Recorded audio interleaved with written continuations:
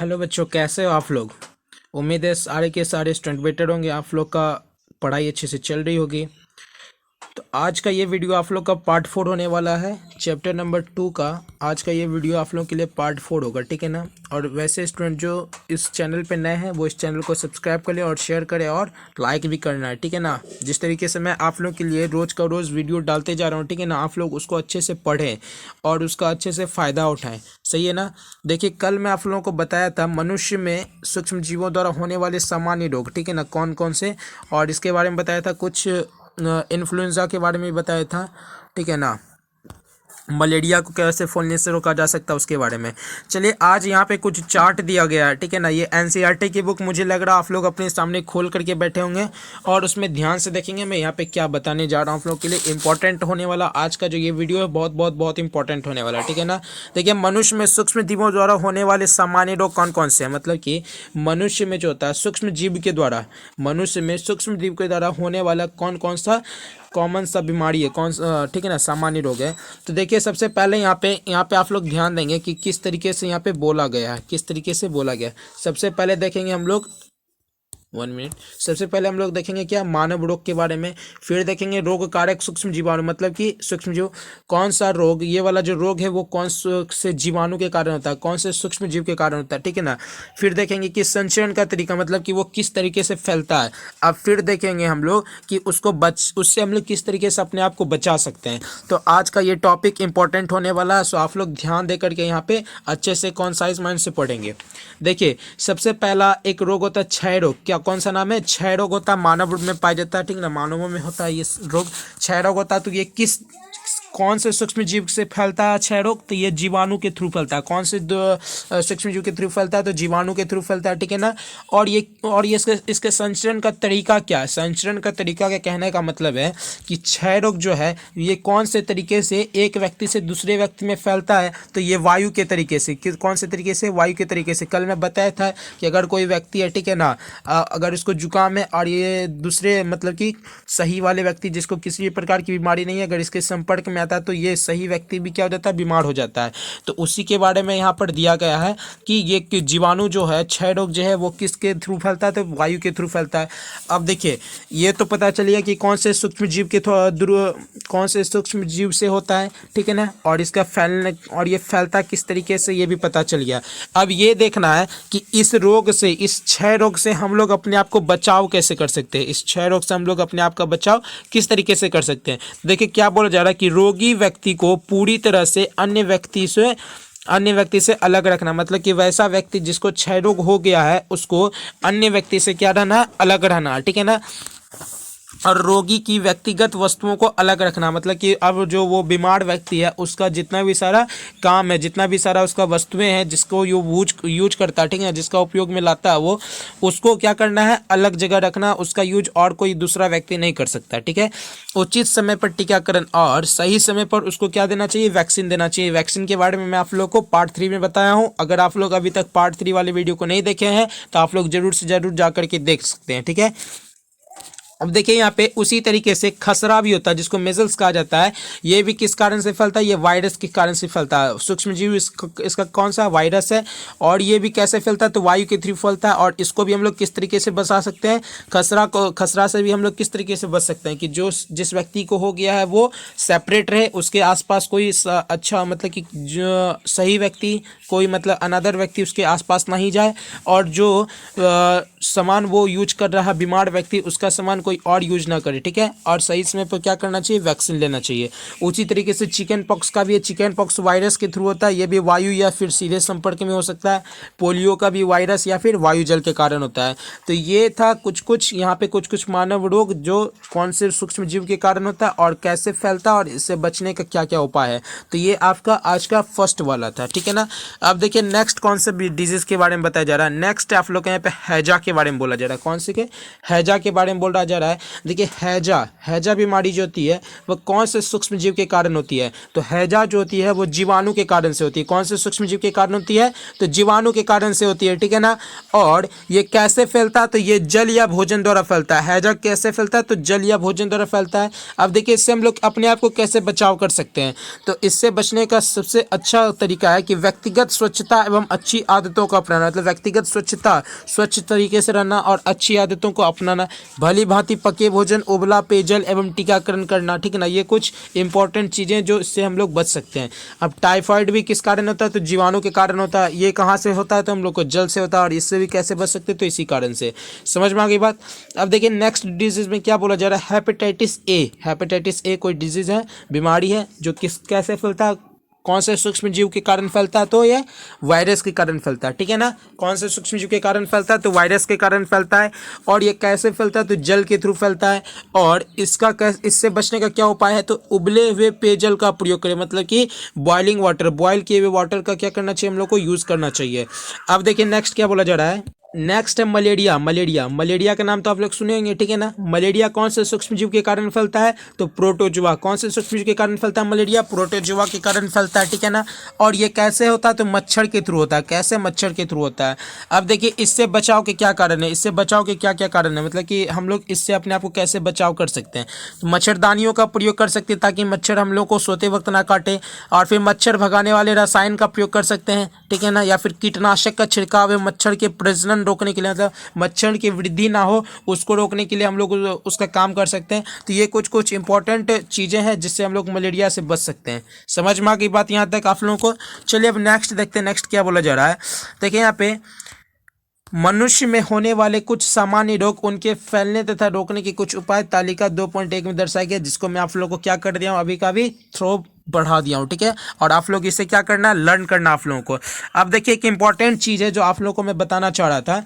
यहाँ पे इंपॉर्टेंट ये है कि जंतुओं में रोग कारक जीवाणु कैसे होता है? जंतुओं में रोग कारक जीवाणु का क्या मतलब है, ठीक है ना। इसको आप लोग ध्यान से देखेंगे। उससे पहले मैं आप लोग को एक यहाँ पे कुछ इंपॉर्टेंट नोट्स पॉइंट बता दूँ। नोट्स पॉइंट ये है आपका कि रॉबर्ट कॉच, ये देख रहे हैं फिगर, बहुत अच्छे लग रहे हैं देखने में, ठीक है ना, स्मार्ट लग रहे हैं। तो आप लोग इसको देखेंगे क्या बोला जा रहा है यहाँ पे कि रॉबर्ट कॉच ने सन 1876 में बैसिलस एंथ्रेसिस नामक जीवाणु की खोज की थी, जो एंथ्रेक्स रोग, एंथ्रेक्स एक प्रकार का क्या होता है? बीमारी होता है, ठीक है ना, डिजीज होता है, जो कौन से जीवाणु के कारण होता है? तो एंथ्रेसिस नामक जीवाणु। कौन से जीवाणु के कारण होता है? एंथ्रेसिस नामक जीवाणु। देखिए एग्जाम में क्वेश्चन आता है कि एंथ्रेक्स रोग जो होता है वो कौन से जीवाणु के कारण फैलता है? तो एंथ्रेक्स रोग कौन से जीवाणु के कारण फैलता है? तो एंथ्रेसिस के कारण से फैलता है, ठीक है ना।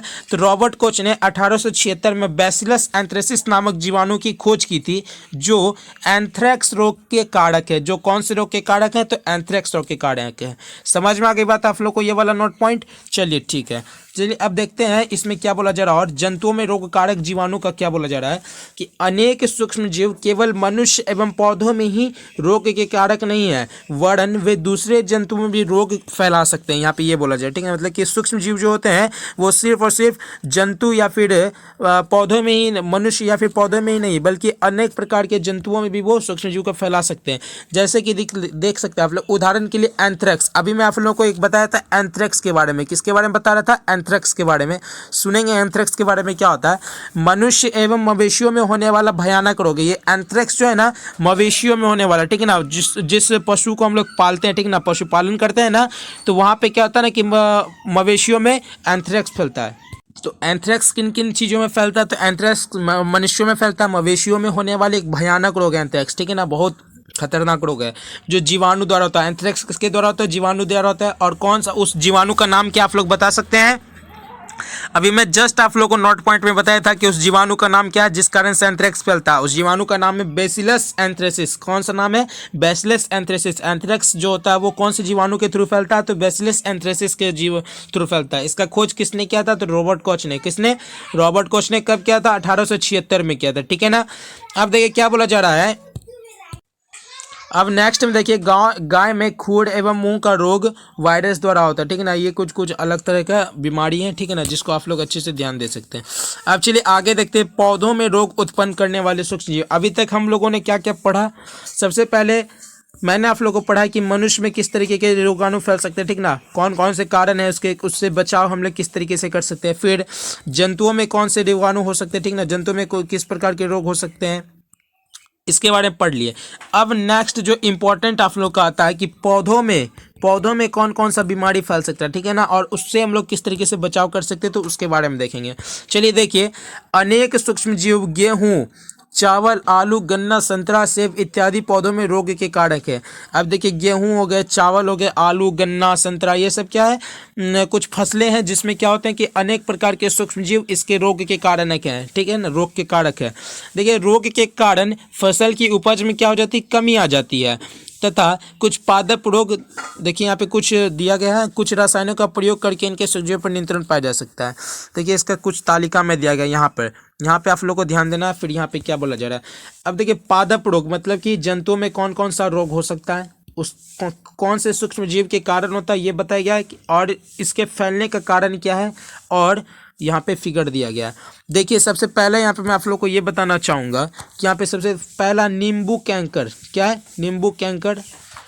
तो देखिए, ये कौन से सूक्ष्म जीव के कारण फैलता है, तो जीवाणु के कारण फैलता है। ये एक बीमारी है जो कैसे फैलता है, वायु में फैलता है। और कहाँ, किस में फैलता है, ये फिगर में देखिए, शायद ये पोटैटो है, आलू है, आलू में कौन सी बीमारी होता है, तो नींबू कैंकर नामक एक बीमारी होता है जो किसके कारण फैलता है, जीवाणु के कारण फैलता है। और कैसे फैलता है, तो वायु के थ्रू, ठीक ना, एयर के संपर्क में होता है।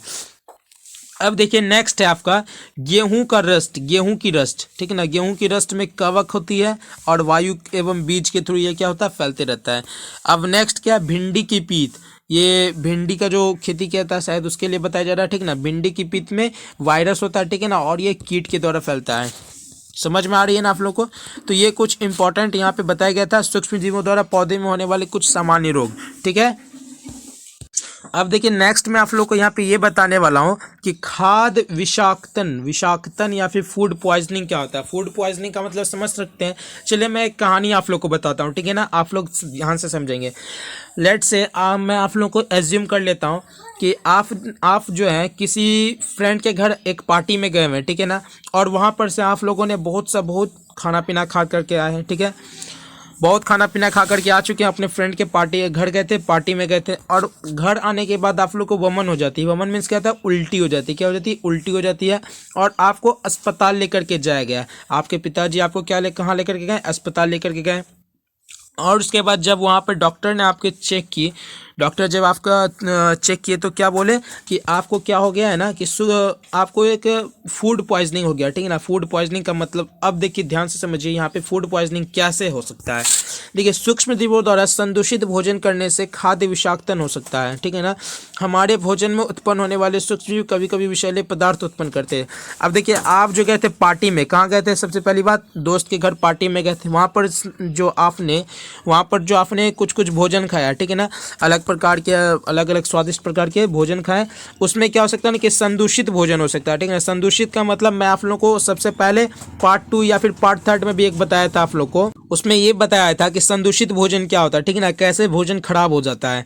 तो उसमें मान लीजिए कि किसी प्रकार का कीट या फिर किसी प्रकार का सूक्ष्म जीव आ जाता है। सूक्ष्म जीव के आ जाने से क्या हो जाता है ना कि कभी कभी भोजन विषैला हो जाता है, ठीक है। तो भोजन क्या हो जाता है, हमारा विषैला हो जाता है, ठीक ना, जिसका पॉइजनस हो जाता है। अब देखिए, यह भोजन विषाक्त बना देते हैं, जिसके सेवन से व्यक्ति भयंकर रूप से रोगी जाता है। और उसी प्रकार के भोजन को आप अगर पार्टी में खा लिए होंगे तो आप क्या हो गए होंगे, बीमार पड़ गए होंगे, और आपको डॉक्टर ने क्या बोला होगा कि आपने जो भोजन खाया, ठीक है ना, वो बीमार कर सकता है आप लोग को, ठीक है ना। मतलब कि जो भोजन किए आप लोग, उसके सेवन से आप लोग क्या हो सकते हैं, भयंकर रूप से बीमार हो सकते हैं, अथवा कभी कभी उसकी, देखिए यहाँ पे, और क्या, उसकी मृत्यु भी हो सकती है, ठीक ना। और उस प्रकार के फूड पॉइजनिंग वाले, ठीक ना, पॉइजनिंग वाले फूड खाने से, ठीक ना, विषाक्तन वाले खाद्य खाने से कभी कभी क्या हो जाती है, मृत्यु भी हो सकती है। अतः यह आवश्यक है कि हम भोजन को संदूषित होने से बचाएं। अतः यह क्या आवश्यक है कि हम लोग भोजन को दूषित होने से बचाएं, ठीक है ना। और अगर दूषित हो गए तो उसको हम लोग खाएं नहीं, बल्कि उसे किसी जगह डाल दें, डस्टबिन में। अब देखिए, खाद्य परिरक्षण क्या होता है। खाद्य परिरक्षण के बारे में अब आप लोग समझेंगे क्या बताया जा रहा है यहाँ पे। अध्याय 1 में हमने खाद्य बीजों के परिरक्षण एवं भंडारण के उपाय के विषय में पढ़ा था। देखिए, लेसन नंबर 1 चैप्टर नंबर 1 में मैं आप लोगों को कौन से फसल कैसे होता है, ठीक ना, उसका भंडारण किस तरीके से किया जाता है, ये सब आप लोग को बता दिया था। वो इंपॉर्टेंट है, वो भी अगर आप लोग अभी तक नहीं देखे तो जाकर के देख सकते हैं, ठीक है ना।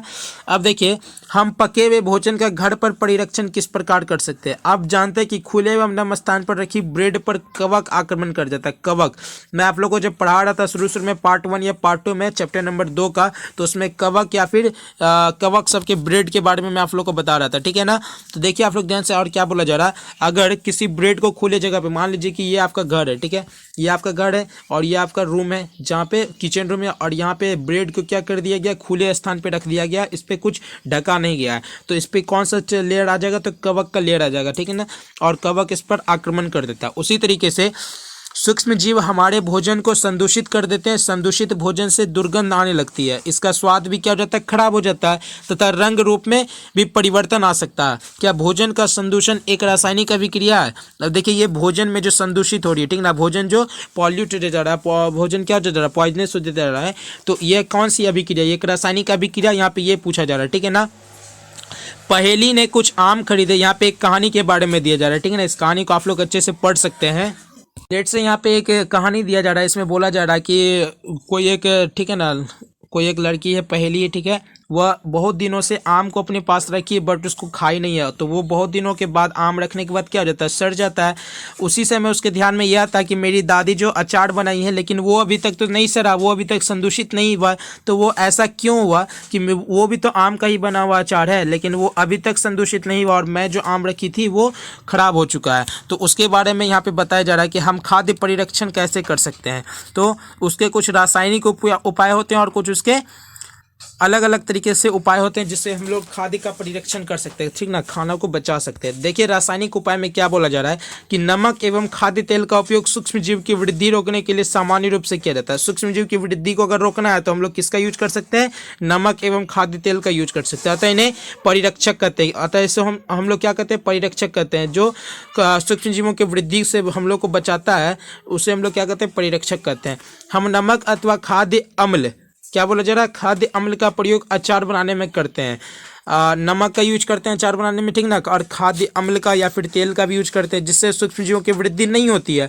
सोडियम बेंजोएट एवं तथा सोडियम मोटा बाइसल्फाइड सामान्य परिरक्षक है। अब देखिए, ये दो एजेंट, ये दो जो दिया गया रासायनिक चीजें, ठीक ना, sodium benzoate and sodium Meta bisulphide, ये दो रासायनिक चीजें हैं जिसका यूज किसमें किया था, अचार में, जिस कारण से क्या होता है कि वो जल्द खराब नहीं होते हैं। जैम एवं स्क्विश बनाने में इन रासायनिक का उपयोग किया था। देखिए, उसी तरीके से जैम आप लोग खाएंगे, ठीक ना, जैसे अभी बहुत प्रचलित है किसान जैम, उसी तरीके से जैम एवं स्क्विश बनाने में भी किसका यूज किया था, तो सोडियम बेंजोएट एवं मेटाबाइसल्फेट का यूज किया जाता है, जिस कारण से ये जैम और स्क्विश जो होते हैं बहुत दिनों तक दुकान में रहने के बाद, ठीक ना, शॉप में रहने के बाद भी ये खराब नहीं होता है, ठीक है ना, क्योंकि इसमें किन चीज़ों का यूज किया था, तो सोडियम बेंजोएट और सोडियम मेटा बाइसल्फेट का यूज किया था, ठीक है ना। समझ में आ गई बात आप लोगों को यहाँ तक।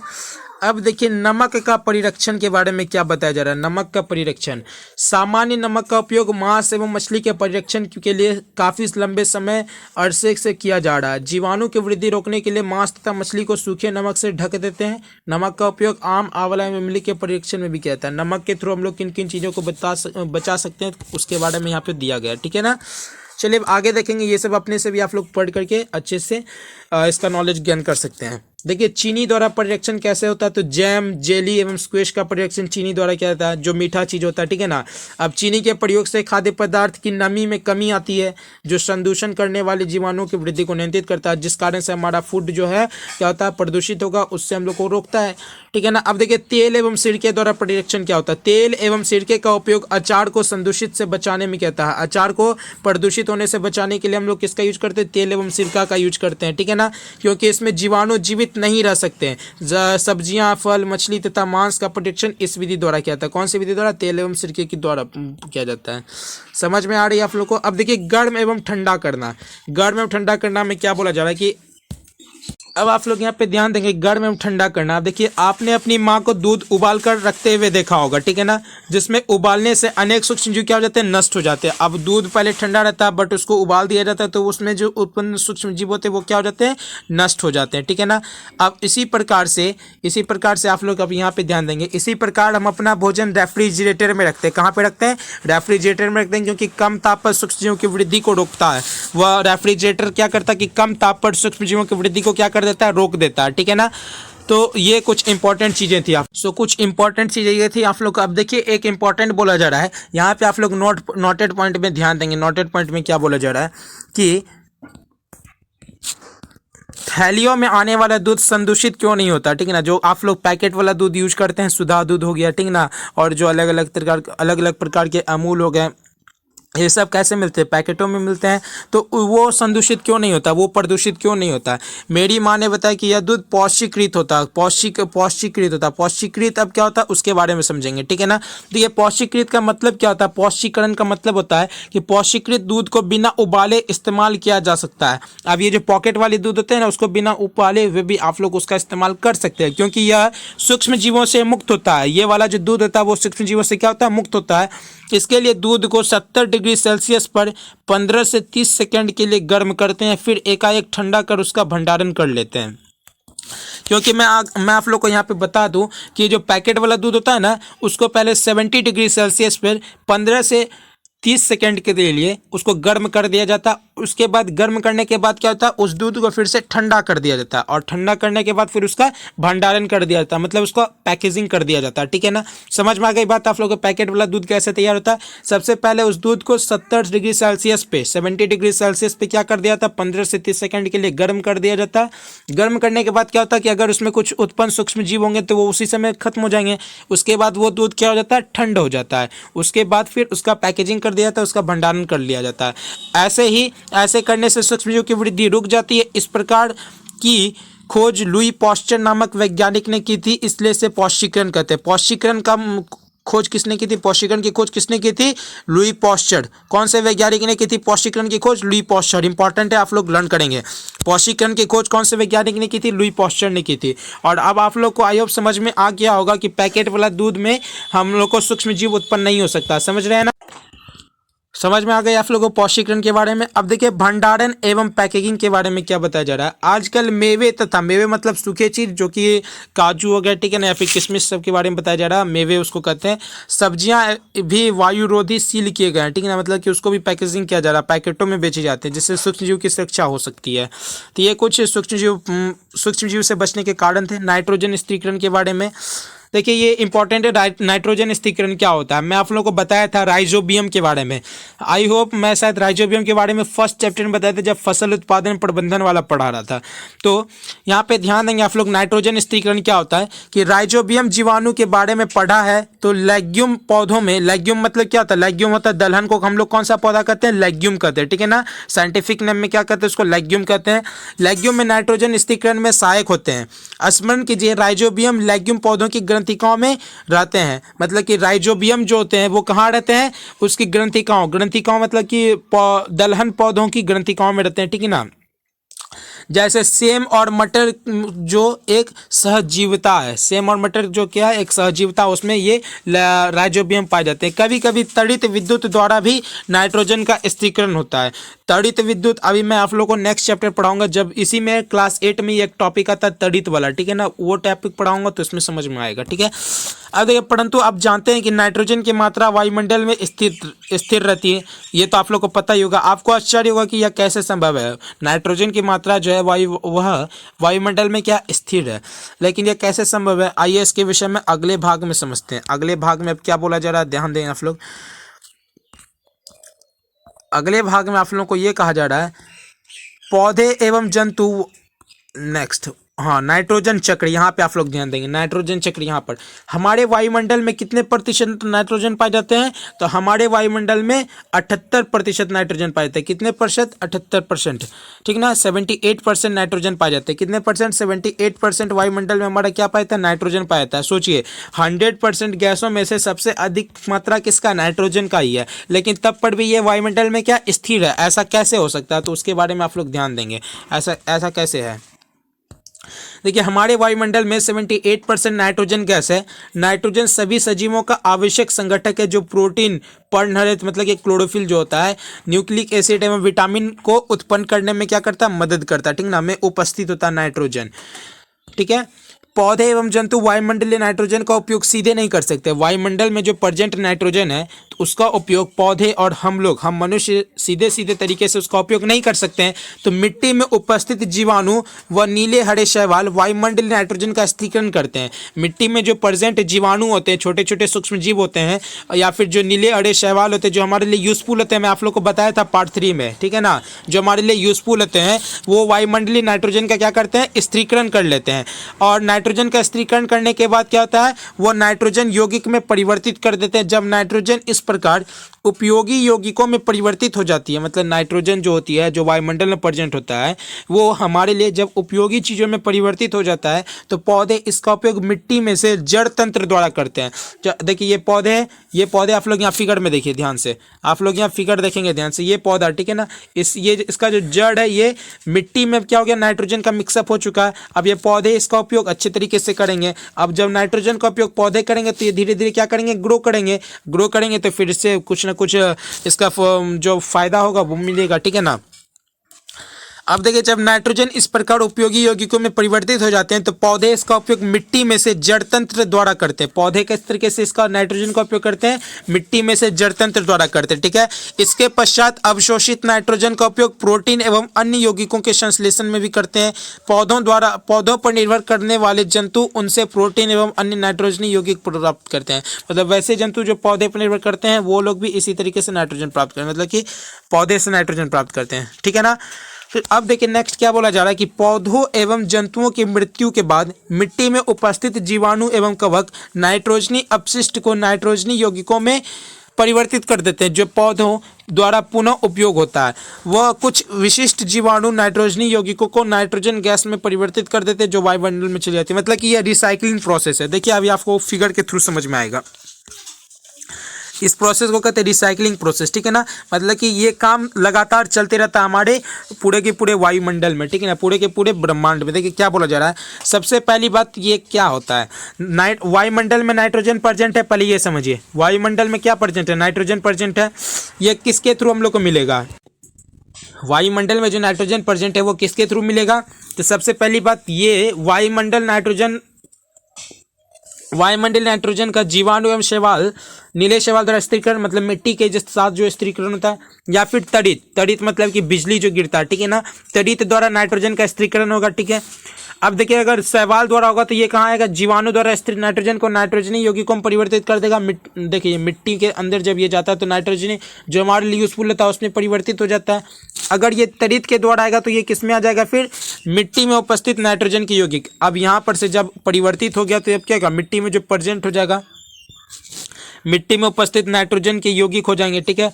अब देखिए यहाँ पर से क्या होगा, यहाँ पर से पौधों द्वारा अवशोषण होगा, मतलब कि पौधे के जो जड़ हैं उसको क्या करेंगे, अवशोषित करेंगे। क्यों, किसको, नाइट्रोजन को, नाइट्रोजन के यौगिक को कौन अवशोषित करेंगे, पौधों द्वारा अवशोषण होगा, किसका, नाइट्रोजन का होगा, ठीक है ना, पौधे के जड़ उसको अवशोषित करेंगे। अब फिर पौधे से कौन, जंतु, हम लोग, जंतुओं द्वारा पौधों को खाना, हम लोग पौधों के कुछ ना चीजें लेते ही हैं, ठीक है ना, हम लोग जो फसल उपजाते हैं उसी के थ्रू होता है, तो कुछ ना कुछ हम लोग को फायदा मिलेगा यहाँ पर से। अब जंतुओं का फिर क्या होगा, उत्सर्जन एवं जीवों की मृत्यु द्वारा उत्पन्न नाइट्रोजन। अब देखिए जीवों का कुछ ना कुछ मृत्यु होगा, या फिर पेड़ पौधों का ही मृत्यु हो गया तो उस तरीके से फिर ये किस में चेंज हो जाएगा, नाइट्रोजन में चेंज हो जाएगा। तो ये प्रोसेस फिर चलते रहेगा। अब फिर यहाँ पर से भी क्या होता है, जीवाणु द्वारा नाइट्रोजन यौगिक का, अब जो जीवाणु कोई मान लीजिए मृत्यु हो गया किसी भी चीज का, अब वो धीरे धीरे क्या होता है कि गैसीय नाइट्रोजन में परिवर्तन हो जाता है। कौन से नाइट्रोजन में, गैसीय नाइट्रोजन में। अब जो फिर नाइट्रोजन गैस बन गया तो वो फिर कहाँ चले जाएगा, फिर वायुमंडल में चले जाएगा।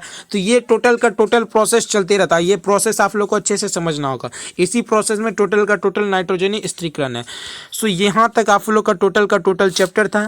सो आज मैं आप लोगों का ये चैप्टर नंबर 2 का क्या कर रहा हूँ, चैप्टर नंबर 2 का आप लोग का थ्योरी हो गया कंप्लीट। अब मैं नेक्स्ट वीडियो में आप लोगों को चैप्टर नंबर 2 से रिलेटेड जो इंपॉर्टेंट क्वेश्चन है, जो इंपॉर्टेंट प्रश्न और उत्तर है, मैं आप लोग को करवाऊंगा।